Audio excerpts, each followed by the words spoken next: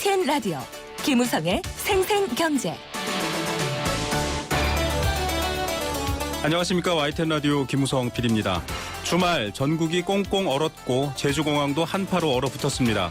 수만 명의 관광객이 공항에서 박스를 깔고 노숙을 했는데 왜 저렇게 난민처럼 고생해야 하나 내용을 보니 역시 돈과 서비스의 문제였습니다. 특히 몇몇 신생 저가 항공사들 대기 고객을 공항에서 선착순으로 선정했고요. 또 추가 항공편을 마련하지 못했습니다. 제주자치도 역시 긴급 지원을 신속하게 하지 못한 부분이 있었습니다.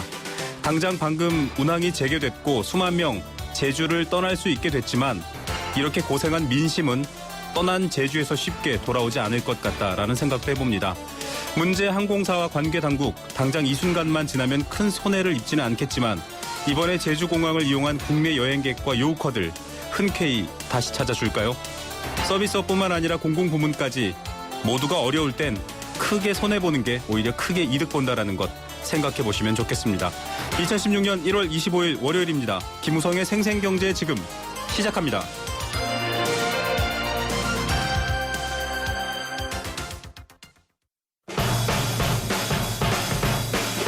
가장 빠른 증시 분석. 오늘의 증시 분석. 네, 오늘의 증시 상황 먼저 알아보겠습니다. SK증권 명동 PIB센터 김춘석 부장 연결되어 있습니다. 안녕하십니까?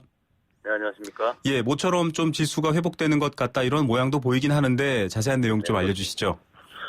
예, 말씀하신 것처럼 모처럼 지수가 돌아오는 모습을 보였습니다. 일단 거래소 코스피 시장은 1893.43, 14포인트가 올라가지고 0.74% 오르는 모습을 보였고요. 코스닥 시장은 681.43, 10.48포인트가 올라서 1.56% 오르는 모습을 보였습니다. 거래소 시장에서는 오늘도 외국인 822억을 팔아서 36일째 매도세를 보였는데요. 시장 자체가 이제 돌아선 모습 자체를 보고 있다 보니까 어떻게 하면 시장이 상승할 수 있는지 오늘 보여줬다 이렇게 볼 수 있을 것 같은데 네. 가장 컸던 부분이 이제 유가 쪽이었고요.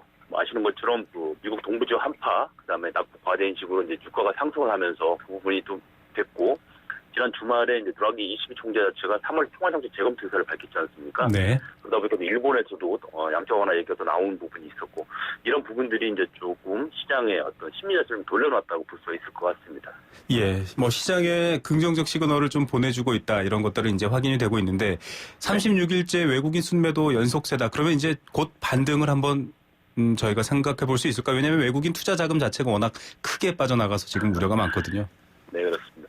일단 가장 중요한 부분 자체는 이제 이 사태가 촉발력에 대한 가장 큰 원인 자체는 미국의 금리 인상 아니었습니까? 네. 그래서 그 부분 자체에 대한 어떤 투명성이 좀 제고가 돼야 될 것 같은데 일단 당장 보게 되면 현지 시간으로 26일, 27일 이틀간에 걸쳐서 FOMC가 열립니다. 네. 여기서 과연 미국 FED가 미국 연준이 어떤 의사를 보이나 가장 중요할 것 같습니다. 시장에서는 지금 글로벌리언 금융 상황을 봤을 경우에 미국이 추가적으로 금리를 인상을 올리기는 어렵지 않겠느냐. 그래서 금리 인상 속도 자체를 늦춘다는 신호가 명확하게 지시가 된다면 네. 이 글로벌 금융시장의 리스크가 좀 완화될 것이다 이렇게 보고 있거든요. 그래서 네.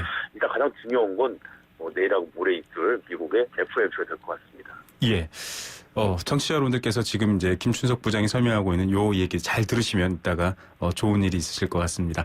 자, 그런데 이 미국 금리 관련 옐런 의장도 점진적으로 인상할 것이다라고 해서 사실은 많은 충격 완화를 이제 예고했는데 국내에서는 철강과 금속이 이 금리 관련 기대감 때문에 좀 주목받고 있다 이런 얘기가 있거든요.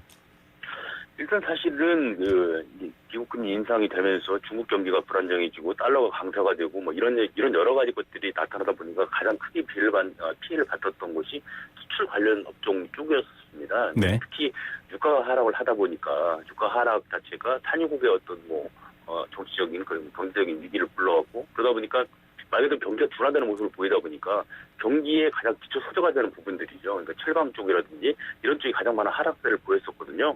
그래서 오늘 이제 철강이라든가 운송, 건설 쪽이 돌아왔던 가장 큰 원인 중에 하나는 이런 어떤 불균형이 좀 해소될 수 있다라는 그런 의미로 받아들여진 것 같습니다. 네. 중요한 부분 자체는 뭐냐면 일단 오늘 나왔던 여러 가지 것들, 그러니까 유가의 반등이라든가 이런 부분 자체가 지속적인 것이 될 수 있을지 여부가 아직 불확실하다는 그런 부분입니다. 그래서 네. 이 부분을 좀 따져봐야 될 것 같고요. 그래서 오늘 돌아온 부분 자체를 보다 보면 일단 너무 많은 과도한 하락에 대한 어떤 반등이다 이렇게 보셔야 될 것 같고요. 중요한 건 앞에서 말씀드렸지만 그 세 가지입니다. 미국 달러와 강세가 어느 정도 누그러지느냐의 부분, 그다음에 국제 유가가 여하의 이제 안정세를 보이냐의 부분, 그리고 마지막으로 미국의 연준 자체가 그동안 취해왔던 것처럼 금리 인상의 속도 자체를 과연 늦출 것이냐는 부분, 이런 부분을 뽑아볼 수 있을 걸로 같습니다. 예. 또 한동안 지금 이 증시 관련해서 많은 뉴스가 나왔던 부분이 ELS 부분이었습니다. 홍콩 H지수 때문에 결국 녹인을 지나서 원금 손실은 어쩔 수 없지 않느냐 이런 우려까지 있고 있는데 원유 가격 방금 말씀하셨는데 DLS와 연계해서도 조금 그런 우려들이 커지고 있는 것 같아요. 어떻게 보십니까? ELS 관련 부분 자체는 이게 이제 상당히 애매한 부분이 있는데요. 어떤 부분이 있냐면 그동안 우리나라에서 발행한 ELS들이 상당한 분량 자체가 홍콩 H지수하고 연관되는 그런 ELS를 발행을 했거든요. 60% 가까이에 쏠렸다라고 이런 평가도 나오고 있고요. 그렇습니다. 근데 그 부분이 아시는 것처럼 위안화 약세 쪽으로 가다가 위안화를 중국 정부가 아주 강력하게 방어를 하다 보니까 홍콩 달러 쪽으로 옮겨갔단 말이거든요. 네. 근데 중요한 건 중국이 홍콩이라는 자체가 중국 위안화 여부의 거래 시장의 60%를 흡수하고 있다는 걸 감안하다 보면 가장 중요한 건 중국 경기 자체가 어떻게 되느냐에 달려있다고 볼 수가 있을 것 같습니다. 즉 중국 경기 자체가 어떻게 소프트 랜딩이 되는 쪽으로 가는 것이냐 아니면 하드 랜딩에 따라가지고 마찬가지로 홍콩 시장의 움직임 자체도 연동될 걸로 보여지고 있고요. 그거에 따라 근데 지금 현재 낙인 위험성이 있는 ELS 같은 경우도 여하에 해소될 수 있을까를 볼 수 있을 것 같거든요. 네네. 그래서 지금 당장 있어가지고는 그게 어떻게 해결될 것이라고 말씀드리기는 어려울 것 같고요. 네. 향후에 추이를 좀 봐야 될 것 같습니다. 알겠습니다. 오늘 말씀 여기까지 듣겠습니다. 감사합니다. 네, 감사합니다. 네, SK증권 명동 PIB센터 김춘석 부장이었습니다.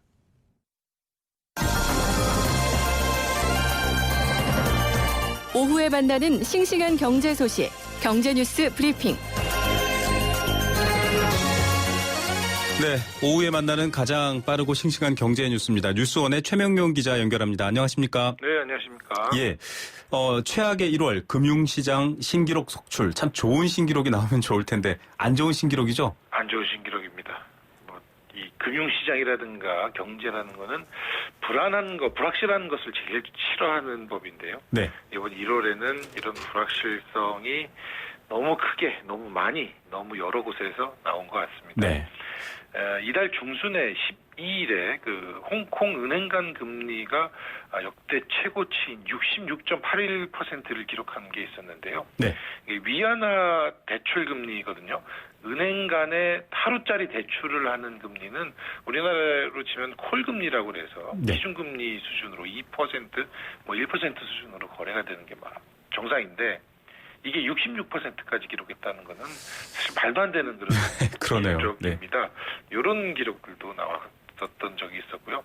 잘 아시다시피 유가라든가 다우지수 증시의 그 주가 지수라든가 신흥국 화폐 가치 이런 부분에서 다양한 신기록들이 나왔습니다. 네. 대표적인 게 이제 미국 다우존스 30 산업평균 지수인데요. 다우지수라고 부르죠. 네. 1월에만 1331.52%포인트가 하락을 했습니다. 이 다우지수가 산출된 게 1896년부터인데요. 100년 넘는 기간 동안 요번 기록이 월간 하락폭 세 번째 기록이라고 합니다. 네. 스탠다드 앤 푸어스 S&P 500 지수도 1월에 137포인트가 하락을 했는데 이것도 역시 역대 세 번째고요. 금융시장의 불안의 진원지가 중국 시장이었는데 그렇죠. 중국의 상하이 종합지수가 1월에만 622.62포인트 17.59%가 빠졌습니다. 2008-2009년 그 글로벌 금융위기 이후 최대치 역대 6번째 기록입니다. 또 한국 ELS 투자하신 분들이 이거에 가장 많이 불려 있는데요. 네. 홍콩에 상장된 중국 기업 지수인 항생 H지수 21일 기준으로 7,835포인트를 기록을 했는데 2009년 3월 이후 8,000포인트 밑으로 내려간 게 처음이라고 합니다. 이 연관된 ELS 손실 구간이 발생을 해서 국내 투자자들이 참 많이 어려움을 겪고 있고요. 한국 증시에서는 외국인들의 주식 순매도 기간이 역대 최장 기록을 세웠습니다. 네. 지난달 2일부터 이달 22일까지 유가증권 시장에서 35거래일 연속 팔자 기록을 세웠습니다. 예, 오늘도 포함해서 36거래일이 될 것 같습니다. 6거래일이 되겠습니다. 이 지난 6일에 한국항공우주 블록딜이 있었는데 이날 하루 이 블록딜 물량 때문에 외국인 순매수가 잠깐 기록을 했는데 이거는 이 장에서 거래된 것은 아니니까 왜냐하면 사상 최장 팔자 기록을 세우고 있습니다. 모두 말씀드린 것처럼 이 신흥국 화폐 가치도 뭐 급전직하 하락을 거듭을 하고 있는데요. 특히 이제 유가라든가 이 자원과 관련된 자원 부국들, 러시아 루블화가 달러당 85루블을 돌파를 해서 이전 저점이 82루블을 넘어섰고요. 지난 2년간 루블 가치가 달러 대비 절반 수준으로 추락을 했다고 합니다. 네. 또 브라질 헤아라는 달러당 4.1552 헤알, 이것도 작년 9월 이후 최저치, 역대 최저치에 거의 근접한 수준이고요. 멕시코, 콜롬비아 페소화 등도 사상 최저치 기록을 이어가고 있습니다. 국제 유가는 뭐 계속 언급이 돼서 말 안 해도 잘 아실 텐데 네. 1월 한 달간 28% 폭락을 했고 21일, 22일 이틀 동안 20%도 반등을 하면서 뭐 롤러코스터 같은 그런 모습을 보이고 있습니다. 네, 신흥국에 또 투자를 하셨던 분들은 뭐 아주 앞이 깜깜한 뉴스가 될 것 같습니다. 경제 상황도 이렇게 안 좋은 신기록인데 또 기상 상황까지도 안 좋아요. 뭐 웨더 쇼크, 스노우 마켓돈, 또 스노우질라, 고질라랑 또 스노우를 합쳐서 이렇게 표현하더라고요. 미국 한파가 또 경제 손실을 어마어마하게 가져왔네요. 맞습니다. 이거 미국 외에도 중국도 상당한 이 한파가 왔기 때문에 경제 손실이 컸을 텐데요. 이거는 통계가 바로 잡히지는 않아서 네. 미국 수치만 좀 일단 보도가 됐는데요. 네. 이 미국 동부에 이번에 한파가 어마어마하게 몰아닥치고 눈 폭풍이 엄청 네. 왔었는데 이 동부 지역의 경제 활동 마비에 따른 경제 피해액 손실액이 10억 달러를 넘어섰다는 그런 분석이 제기됐습니다. 뭐 분석 기관마다 뭐 7억 달러냐 8억 달러냐 뭐 얘기는 나오는데 네. 그냥 대단한 규모인 것 같습니다. 10억 달러라고 분석하는 곳은 블룸버그 통신이었는데요. 동부 지역이 미국 전체 지역에서 차지하는 경제 비중이 약 12% 정도라고 합니다. 네. 이 동부 지역의 연간 지역 총생산 규모가 2조 달러, 약 2,400조 원 정도로 추산이 되고요. 여기 미국 전체 연간 총생산의 12%. 이 연간 생산 활동 일수를 250일로 잡으면 이 동부 지역의 하루 총생산이 80억 달러, 약 9조 6천억 원 정도로 이제 추산이 되는데요. 이 한파가 이어지면 이 경제 피해액이 얼마나 더 커질지 알 수 없는 그런 상황입니다. 이 미국은 한번 이렇게 기상 이변이 오면 아주 굉장히 극심한 그런 상황이 나타나서 네. 기상 이변에 따라서 연간 일자리를 잃는 미국인 수가 연간 한 20만 명 정도 된다고 합니다. 네. 또 2011년과 2014년에도 한파가 몰아쳐서 이 미국 경제 성장률이 당시 1분기에 각각 마이너스 성장을 보인 바가 있어서 이번 이 기상 이변이 미국 경제에도 악영향을 또 미국 금리 인상 속도에도 좀 영향을 미칠 수 있다. 이런 분석들이 제기되고 있습니다. 예, 이제 여러 위기뿐만 아니라 이런 뭐 기상 위기에도 좀 대응을 해야 될 것 같다라는 생각이 들고요. 양대 지침 참 뭐 지금부터 벌써 파열음이 나오고 있습니다. 어떻게 진행될까요? 네, 오늘부터 요게 시행이 되는데요.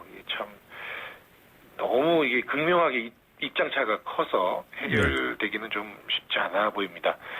정부 고용노동부가 오늘부터 일반 해고 및 취업규칙 변경 요건 완화 요 양대 이침을 본격 시행한다 이렇게 발표하면서 전국 기관장 회의를 열어서 양대 지침 내용을 전국에 잘 전파를 해라 이렇게 후속 조치를 내렸습니다.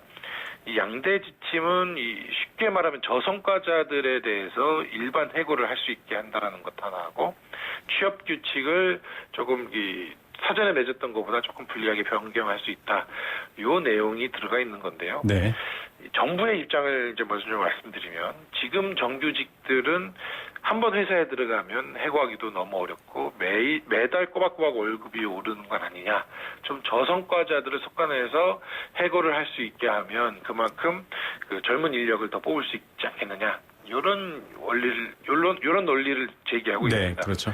근데 이 해고를 하기 전까지 재배치도 하고 교육도 하고 또 저성과자라는 거에 대한 기준도 노조와 함께 협의를 해서 만들기 때문에 쉬운 해고는 절대 아니다.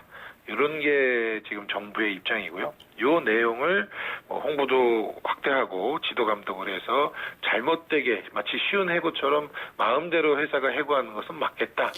이런 내용들을 네네. 전국에 전파를 하겠다. 이렇게 발표를 했습니다.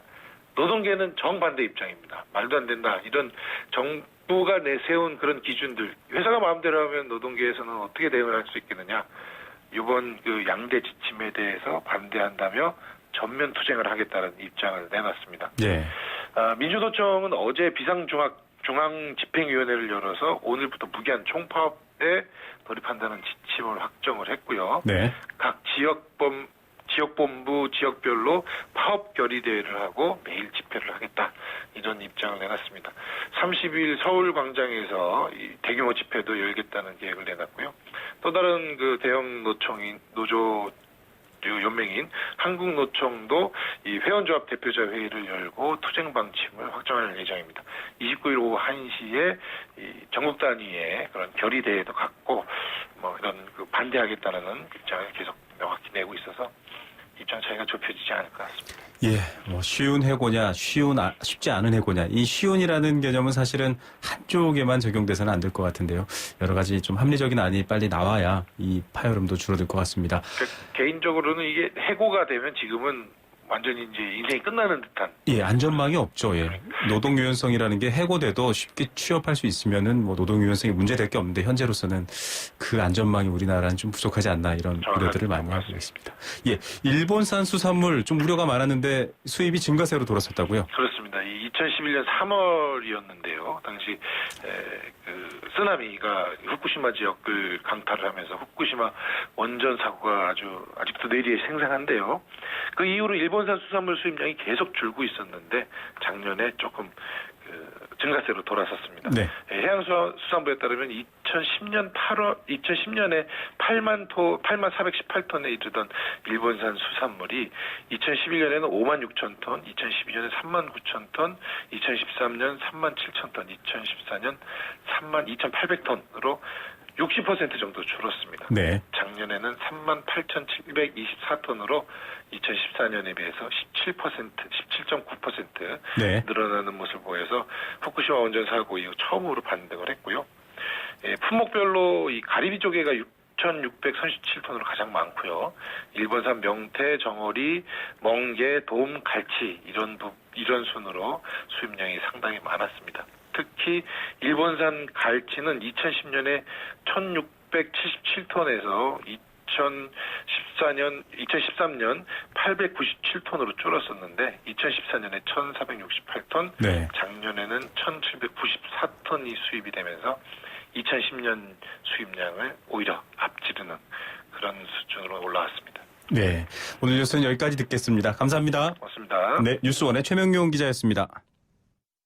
건강기능식품 광고입니다. 장사를 하다가 급하면 잠깐씩 문을 잠그고 갈 수밖에 없는데 손님들한테 미안하죠. 한 번이라도 시원하게 아는 사람끼리 통하는 대한민국 1등 브랜드 CJ 제일제당 전립소 080-000-9988 1등 브랜드는 07년에서 14년 식약처 소팔메토 생산 실적 기준입니다. 야, 남자가 할 일이 얼마나 많은 줄 알아? 경기 봐야 돼, 게임도 해야 돼, 가끔 한눈도 팔고 차도 돌봐야지. 피부관리보다 하고 싶은 게 많은 남자들을 위하여 우르오스 올인원 모이스처라이저. 단 한 번으로 하루 종일 파워보스. 이것이 남자의 올인원. 남자를 아니까 우르오스. 네, 김우성의 생생경제 3시 28분 30초 지났습니다. 1부 포스코와 함께했고요. 선물 드리는 퀴즈 시간이죠. 알칼리수로 건강해지는 내 몸 A수 생수 한 박스 보내드리고요. 사색하는 시인 원재훈의 내밀하고 진실한 독서 고백, 상처받을지라도 패배하지 않기 위하여 책 선물로 보내드립니다. 저자가 직접 친필 사인한 책이고요. 여러분들 퀴즈 참여 많이 해주시기 바랍니다. 정답은 샵 0945 우물정 0945번 문자로 보내주실 수 있습니다. 짧은 문자 50원, 긴 문자 100원의 정보 이용료 부과되고요. 스마트폰 앱의 예스로도 참여하실 수 있습니다. 오늘의 퀴즈 내드립니다. 방송 시작부터 들으셨던 분들은 그거 하실 텐데요. 현지 시간으로 26일에서 27일 미국 워싱턴에서 올해 들어 첫 이것 회의가 열립니다. 유럽과 일본이 추가 양적 완화, 돈을 좀 더 풀겠다 이 얘기죠. 가능성을 시사한 터라 이것에서 금리 인상을 이어갈지가 전 세계에 관심이 집중돼 있고요. 앞서 인터뷰 내용 들으셨지만 우리나라 철강, 금속 쪽도 이것에 따라서 조금 증시가 들썩거리고 있습니다. 이것은 미국 중앙은행 제도인 연방준비제도에 있어서 이 연방준비제도 이사회의 통화, 금리 정책을 결정하는 기구입니다. 앞에 말들 다 어렵죠. F로 시작되는 말인데요. 4개의 철자가 붙어 있습니다. 약자인데 제 좋지 않은 영어 발음으로 이렇게 퀴즈를 내면 정답 맞히시기 더 어렵겠지만 Federal Open Market Committee, 앞에 있는 철자들을 떼서 만든 게 바로 이것입니다. 4개의 철자로 이루어진 답. 뭘까요? 1년에 8번 회의를 열어서 미국 경제에 대한 평가와 함께 통화 공급량이나 이자 올릴까 내릴까 결정하는 미국의 기관입니다. 이 정답 보내주시는 분께 앞서 말씀드린 생수와 또 책 선물 보내드리겠습니다. 잠시 후에 뵙겠습니다. YTN 라디오 캠페인 대한간호협회는 보건복지부의 위탁을 받아 중소병원협회와 함께 간호취업지원센터를 운영합니다. 가족이나 간병인 대신 간호사로부터 간호를 받을 수 있는 포괄 간호 서비스를 확대 적용하기 위해선 더 많은 간호사 인력이 필요합니다. 환자에겐 편안하고 안전한 간호를 제공하고 환자 가족에겐 사회적 경제적 부담을 줄여주고 국민 건강 증진에 기여할 포괄 간호 서비스 제도.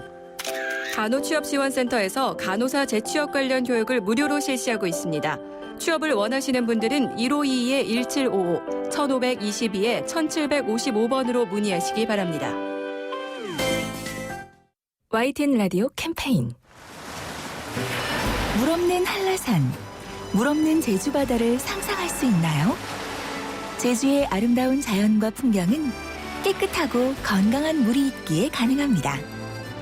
제주를 아름답게 만들어주는 건강한 물은 우리의 몸과 마음도 아름답게 만들어줍니다. 건강한 몸과 마음을 지키는 일. 아름다운 물을 사랑하고 지키는 일에서부터 시작됩니다. YTN 라디오 아름다운 물 캠페인은 광동제약과 제주특별자치도 개발공사와 함께합니다.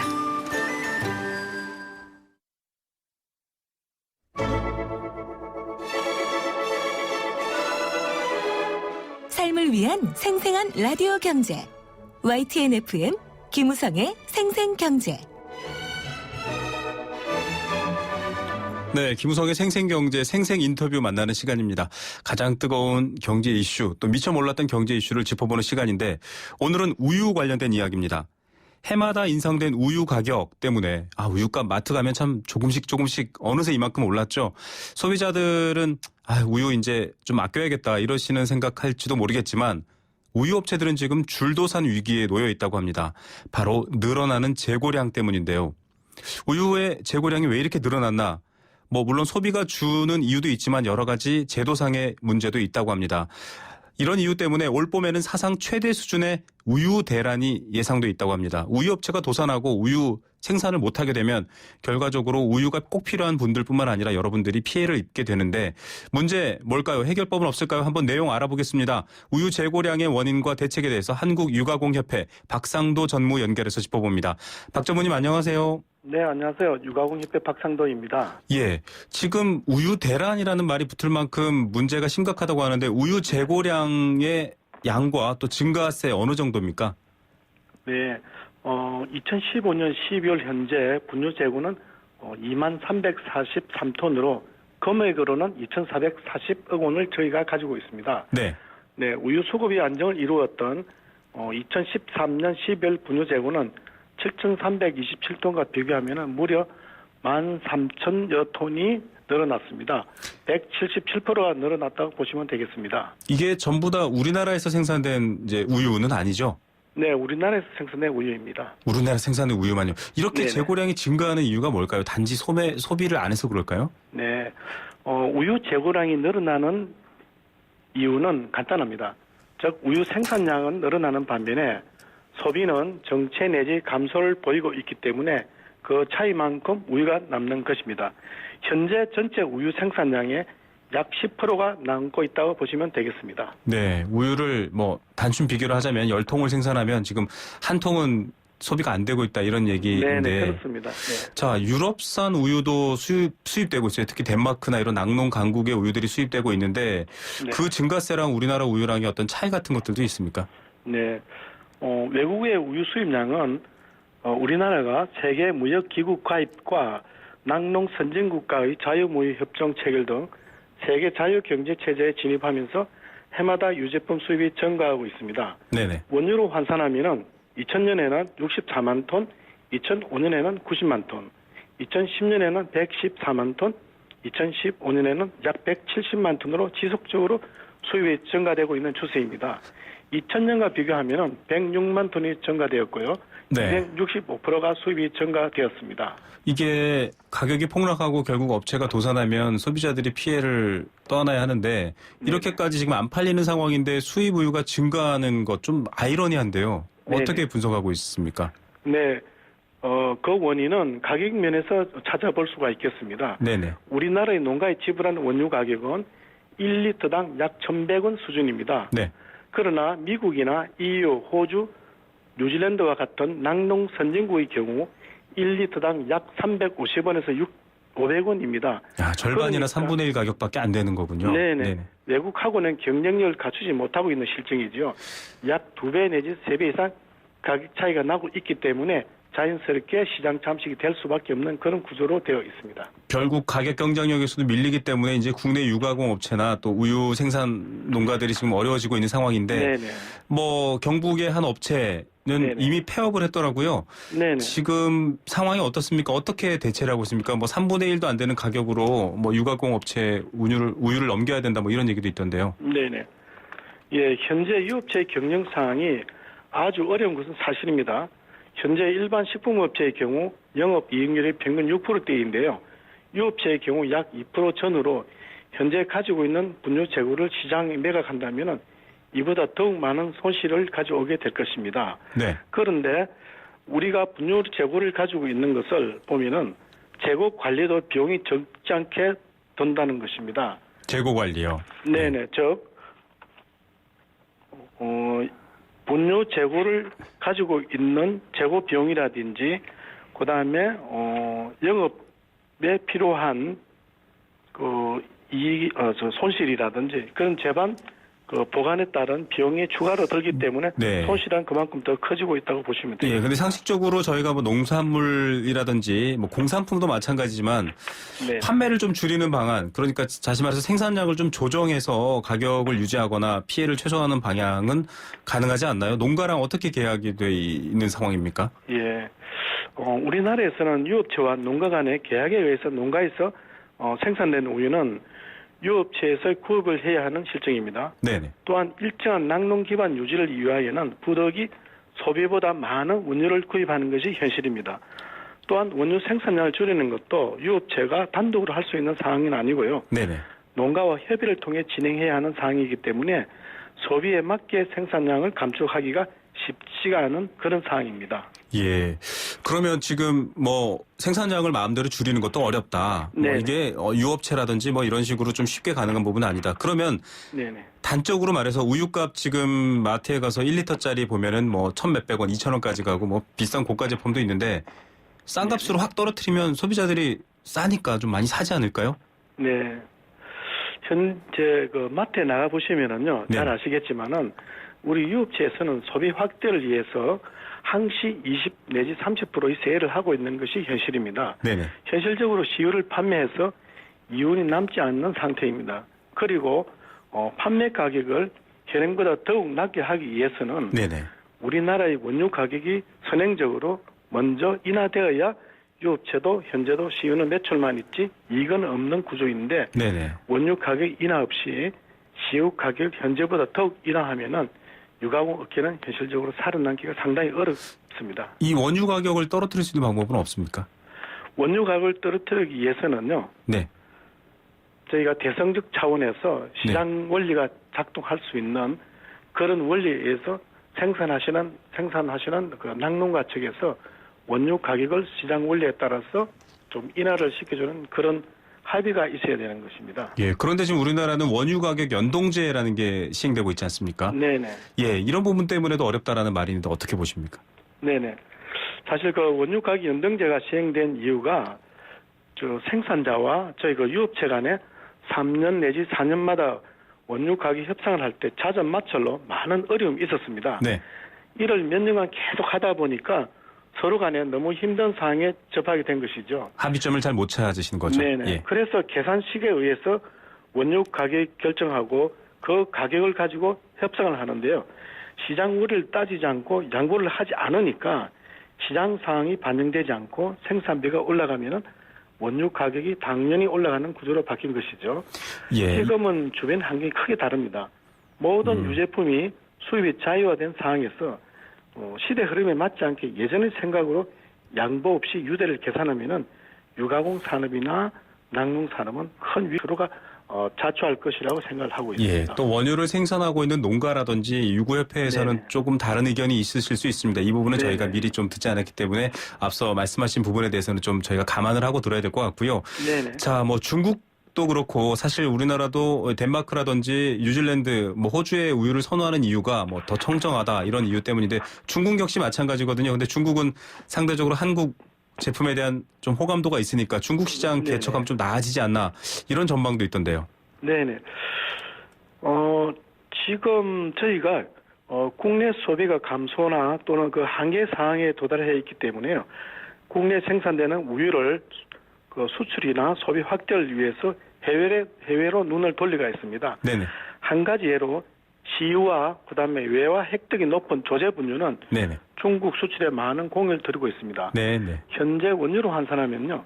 중국에 월 약 한 1,000톤의 원유를 수출하고 있습니다만 우리나라 총 지불량의 약 0.5%에 해당됩니다. 물론 미미한 양입니다. 약 1톤의 생산량을 가진 30여 개의 농가가 중국 수출로 인하여 유지하고 있다고 보면 될 것이고요. 네네. 물론 저희 협회에서도 중국 시장이라든지 한랄 시장, 동남아 등 해외 시장 진출을 위해서 펀드를 조성해서 지속적으로 중국을 포함한 동남아권의 수출에 역량을 집중하고 있습니다. 예. 자, 뭐 그 부분으로 좀 활로를 찾으시면 좋겠다라는 생각이 들고 무엇보다 우리 국내 소비자들에게 좀 이득이 되면 좋겠는데 정부라든지 관리 이 주체에서는 어떻게 대책을 세우면 좋을까요? 바라시는 점 있습니까? 네, 저희가 그 바람이라면은 가장 중요한 것은 현재 시장 경제 원리가 원유 가격을 결정하는데 조금이라도 반영되어야 한다고 생각합니다. 네네.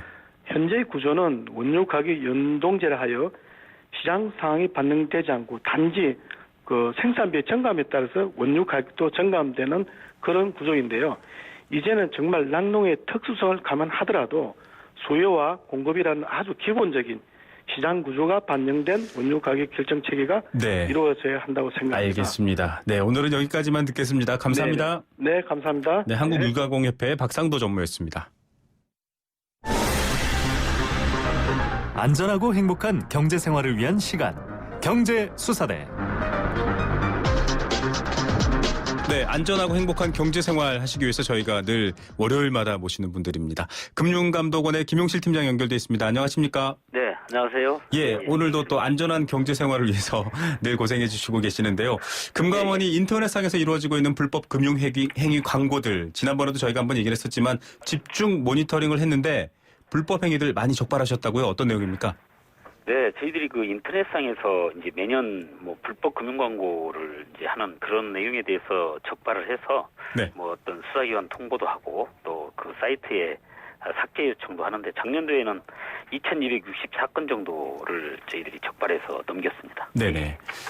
이게 집중 단속을 해서 이렇게 2,264건이나 지금 했는데 뭐 유형이라든지 뭐 특별한 좀 차이점들이 있습니까? 내용상? 네, 저희들이 좀 이렇게 조사를 해보니까 과거에는 이제 어떤 블로그, 카페 등 인터넷 사이트에서 이제 집중을 하다 보니까 저희들이 감시 강화를 또 많이 했어요. 네네. 그러다 보니까 조금 더 바뀌어서 불법 광고 수단이 이제 개인 어떤 트위터 네. 또는 SNS 등으로 이렇게 이제 전환을 하는 그런 추세이네요. 보니까 또. 네. 거기도 좀 감시 강화를 좀 해야 할 것 같습니다. 그래서 앞으로. 예, 최근에 뭐 나오지만 뭐 쉽게 대출받는다 이런 미끼를 통해서 통장 개설해라고 하는데 알고 봤더니 그 통장이 정상적인 통장이 아닐 경우 굉장히 큰 낭패를 보게 되죠.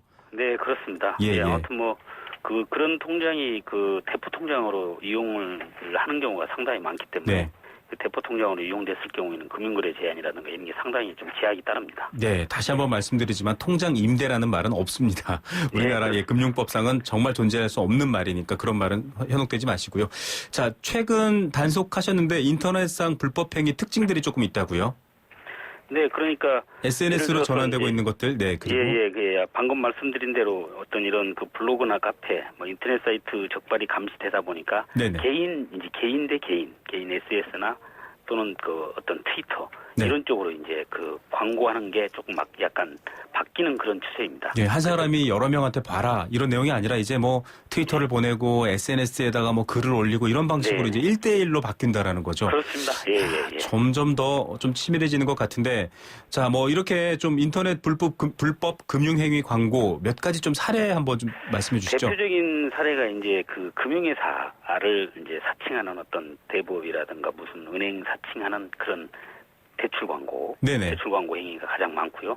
네. 그다음에 두 번째는 이제 그 통장이나 어떤 이런 개인 신용 정보를 매매하는 그런 사례가 상당히 많습니다. 네. 이게 대출 광고 같은 경우에는 이게 불법 대부이기 때문에 대출 자체가 성사가 안 되거든요. 네. 대출 시켜준다고 해놓고 그냥 수수료만 받아 챙겨가는 그런 거기 때문에 이건 뭐 대출하고는 좀 관련이 없다고 보시면 돼요. 예.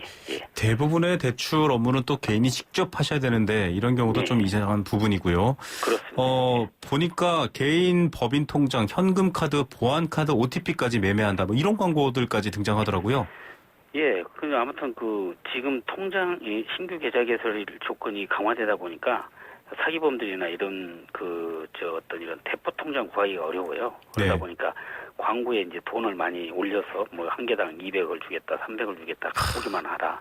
또는 취업을 시켜줄 테니까 너의 통장이나 카드, 보안카드 이런 OTP까지 심지어는 다 이렇게 받아가지고 그걸 이제 대포 통장으로 이용하는 상당히 그런 수치가 상당히 많습니다. 예, 그래서 그런 사람들은 대포 통장 명의인으로 등록이 돼서 또 금융거래 제한까지 받게 되고 그러니까요. 나중에는 수사까지 또 받게 되는 그런 엄청난 이런 일이 벌어지고 있어요, 지금. 예, 참 안타까운 게 돈이 많고 좀 여유로운 분들이 아니라 좀 어려운 분들을 이렇게 타겟으로 한다라는 느낌을 줄 수가 없는데 또 작업대출이라는 게 있었네요. 작업대출 어떤 내용인지 좀 소개해 주시죠. 그게 이제 작업대출이라는 게 그 어떤 이런 신용불량자들이나 대출이 쉽지 않은 사람들. 네. 돈은 필요한데 대출이 안 되는 이런 사람들의 어떤 이런 재직증명서라든가 또 급여명세서 또는 금융거래 어떤 이런 그 서류 이런 걸 이제 말 그대로 조작을 해서 이변주를 해서 네. 그걸 가지고 금융회사에 제출해서 대출을 받을 수 있다고 그렇게 해주는 거죠. 범죄 조직이 돈이 필요하고 어려운 분들한테 이렇게 같이 거의 공범을 만들어 버리는 상황이 되는 거네요. 그렇습니다. 그러니까 작업대출에 가담하는 경우가 있고요. 실제로 나중에 결론적으로 봐서는 자기는 돈도 아무것도 받지도 못하고 결국은 범죄 행위로 가담이 돼서 또 경찰 수사받고 또 본인이 신세가 또 좀 처량한 그런 쪽으로 되는 거기 때문에 이런 어떤 불법 금융 과장 광고 이런 것은 조심하셔야죠. 예, 이런데도 다 개인 정보가 사용되고 있는데요. 끝으로 팀장님께서 이 개인 정보 노출이 걱정되거나 또 이런 부분들의 어떤 광고라든지 불법적인 것을 봤을 때 어떻게 대처해야 되는지 좀 안내해 주시죠. 일단 어떤 이런 개인 SNS를 통해서 오든 트위터를 통해서 오든 간에 또는 어떤 이런 사이버상의 광고가 있을 경우에는 거기는 거의 다 불법 금융 어떤 이런 과장 광고입니다. 대출이 안 되는 사람을 해주겠다고 하는 것이고 서류도 다 조작해주겠다고 하는 그런 거기 때문에 거의 다 불법이라고 보시면 되고요. 거기에 일체 응하지 말고 예를 들어서 그런 어떤 금융회사를 사칭했을 경우에는 거기에 맞는 정당한 금융회사의 어떤 이런 대표 전화로 전화를 해가지고 실제로 이런 광고를 올린 게 맞는지 내가 이런 상황인데 대출을 받을 수 있을 것인지 이런 걸 좀 확인을 먼저 하시고 그래도 안 된다면 우리 금융감독원 또 홈페이지 보시면은 이런 제도권에서 금융회사를 대출을 해줄 수 있는 그런 상품이 다 거기에 열거돼 있거든요. 서민금융 1332 이런 것을 통해서 확인할 수 있네요. 전화를 그냥 1332로 걸면 되는 거죠? 예. 거기에 1332로 하시고 또 홈페이지에 직접 들어가셔가지고 거기에 등록하시고 하다 보면은 자기 신용 등급에 맞는 대출 상품이 쫙 다 열거돼 있습니다. 급할수록 이런 부분들을 철저하게 확인하셔서 불법적인 피해에 노출되거나 연계되지 않도록 조심하셔야 될 것 같습니다. 오늘 말씀 여기까지 드릴게요. 감사합니다. 네, 고맙습니다. 네, 금융감독원의 김용실 팀장이었습니다.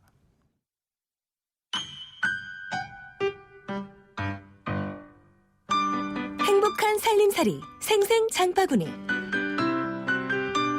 네, 월요일 한 주 두둑하게 냉장고 채워두시되 알뜰하게 채워주시면 좋겠죠. 가장 맛있고 싼 제철식품 무엇인지 한번 알아보겠습니다. 한국농수산식품유통공사 김시아 대리 연결돼 있습니다. 김 대리님 안녕하세요. 네, 안녕하세요. 김시아입니다. 32주밖에 안 남았는데 날은 꽁꽁 얼어붙고 있습니다. 그러게요. 근데 또 선물은 어떻게 해야 되나, 날씨 때문에 비싸지진 않았나 걱정 많거든요. 어떻게 해야 되죠? 저는 명절 선물에 대한 고민 저도 많은데 네. 뭐 아직 미혼이기도 하고요. 방송에서 공개적으로 미혼을 밝히시네요.